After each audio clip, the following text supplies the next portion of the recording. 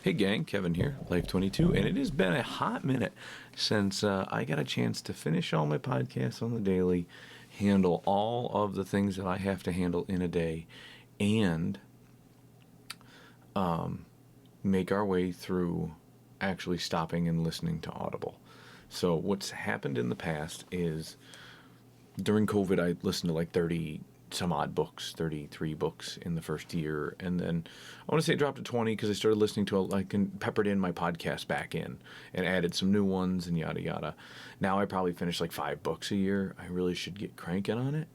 But every time I do a book, since like, I can't remember when, year 2 of listening to books on Audible, so like 2021. Since 2021 and 2022, I've been like reviewing. As most of you know, I review the books that I listen to. And it's not an in-depth review, it's just kind of my take on it, as most of you know. And I do audibles because I'm on the go all the time. So I'm listening to podcasts, I'm listening to books. And so I started 2 books, and then I had to take notes on one. So I was like, oh, put a pin in that. And so I'll be releasing that. I'm going to go take notes probably at some point here soon so I can continue listening to that. But this one, as most, if you watch the channel, you know I did a shout out to Mr. David Goggins. And with Dave, we were trying to get him on the show. And we like a lot of things that I do. I've got so many things going on that I'm like, oh, I got to do this, and then I don't have enough attention to the thing that I'm trying to do. So I wanted to do a campaign where we were just calling out David Goggins, and now he's on social media again. He was like, we went in, and it was like he was hibernating, and so now he's out.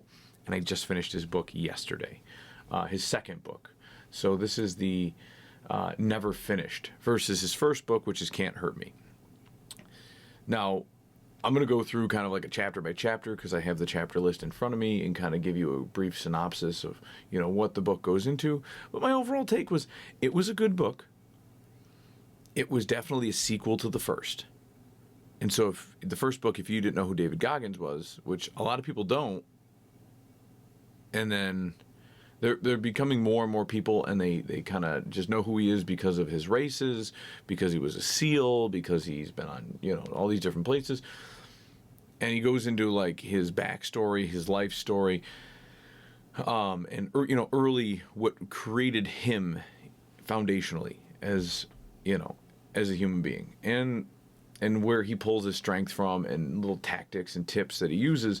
And so the second book is kind of a continuation of that, with just more finite stories in where he, later on in life, how he made it through Moab,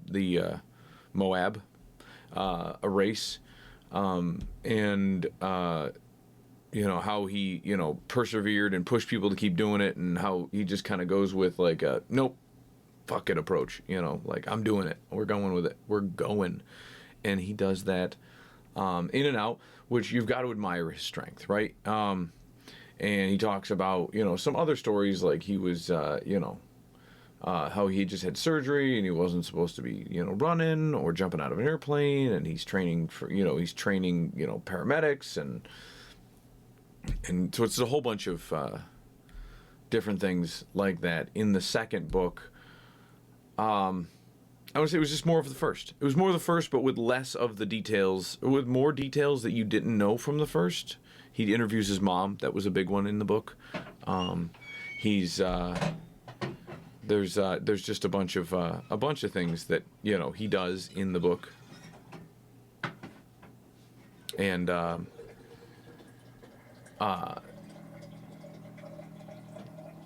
yeah, there's a whole pile of things that he does in this book that he didn't tell you in the first one, which obviously because he can't, right? He doesn't have to. But I feel like we already know who he is from the first book. So if you like David Goggins, you can like this book. The sequel's never as great as the first, So obviously, the rabbit's out of the hat, right? This is David Goggins. This is where he pulls his strength from, and you just kind of get like the second one really like is just. It just tells you more stories of like how he works, how he decision makes. And I'm a big believer in decision making, right? So like every decision you make, every choice you make in life, and if you have a plan and a methodology behind you and how you make your choices, and if you make good choices, so if you just look at the world and like if I just make a good choice, if I make the best choice available at the time, even if it's the most outlandish, and sometimes thinking outside the box is great, you should always end up on top. Like you may never end up on top, but you should. And that's where people go through this ebb and flow. They go up, and then they have a catastrophic something happens, right? Because even your good choices can't prevent life from happening. And so you'll experience failures and things like that, and you pick yourself back up and you grow from it. Because that's also a choice, right? Like, oh, I failed. Well, I better choose to pick myself back up instead of sit here and wallow.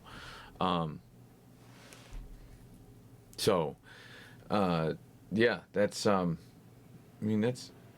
that's kind of that's the book in a nutshell. It's more of David. And so if you're looking to see how he functions, to see how he does what he does, maybe pull some inspiration from it, pull some ideas from it, I would say start with his first book, move to the second book. If you do them back to back, you may seem that the second book's a little repetitive, but I mean, obviously you're getting to know a person, so you're going to get that. And then if you're going to draw strength of it, start applying it while you're doing the book. The first book actually has a roadmap to that. Like throughout the entire book, he does a hashtag like get hard, you know what I mean? Or hashtag can't hurt me. And throughout the entire thing, this one, I think it had it at the beginning. It wasn't as prevalent beating it into your skull as the first one was, like where you were like, get on social media and tell me can't hurt me. And so like I did it the entire first book, and he actually responded to a couple of them. And I thought that was interesting. That's why I thought, man, it would be great to get David Goggins on the show. So let's see. And now for our... So obviously opening credit, Joe Rogan gives him a blurb at the beginning. His mom, Jacqueline Gardner, gives him a blurb. Dwayne "The Rock" Johnson gives him a blurb. This is the dedication, warning order, introduction, and then we go into chapter 1 all the way through chapter 8. Nope, chapter 9. Okay. So with a lot of these, so you got your introduction. Okay, chapter 1 was maximizing minimum potential. So just the little things.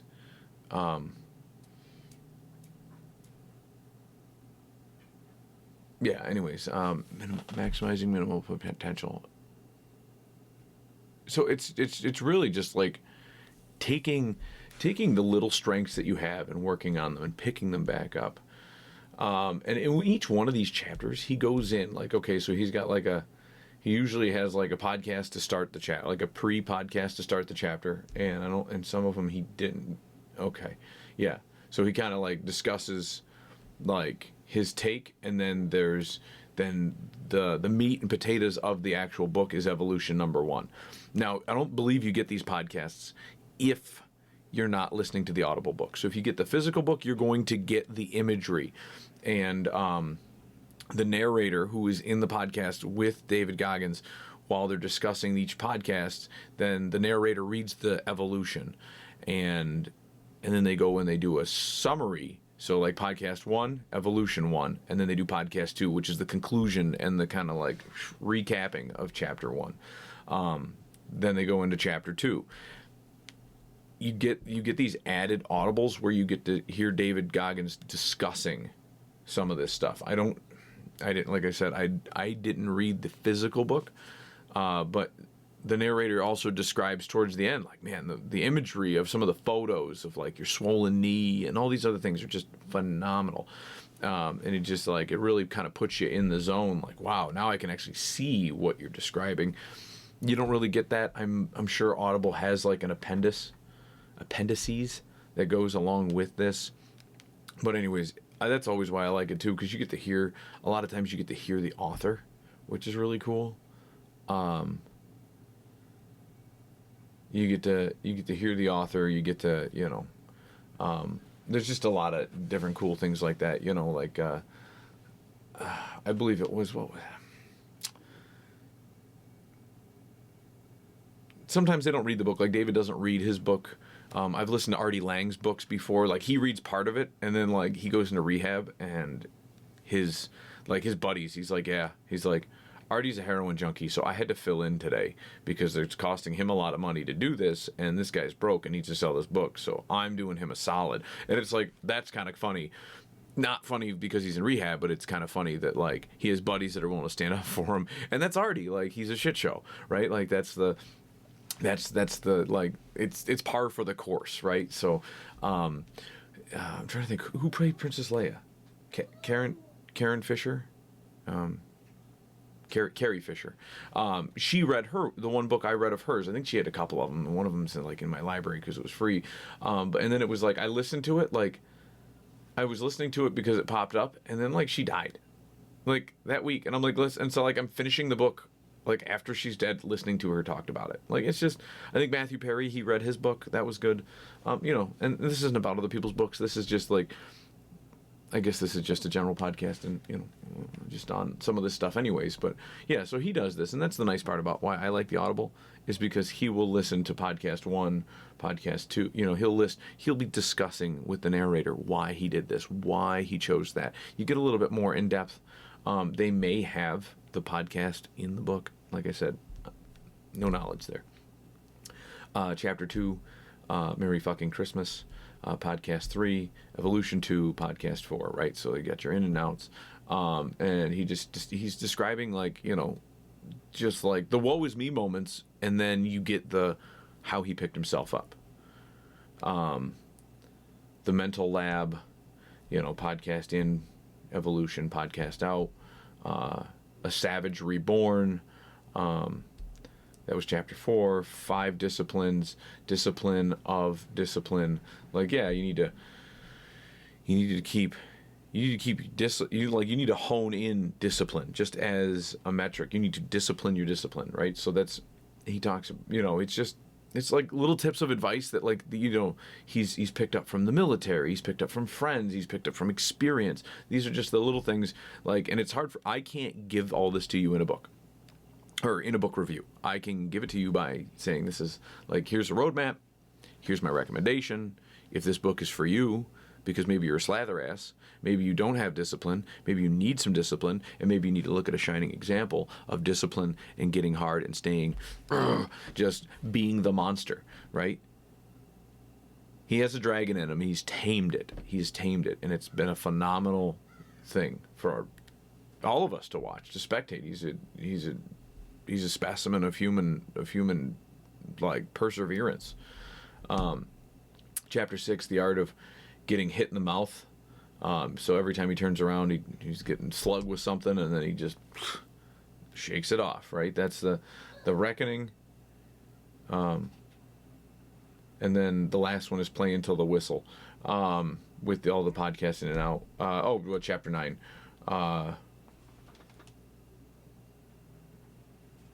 Wringing out the soul.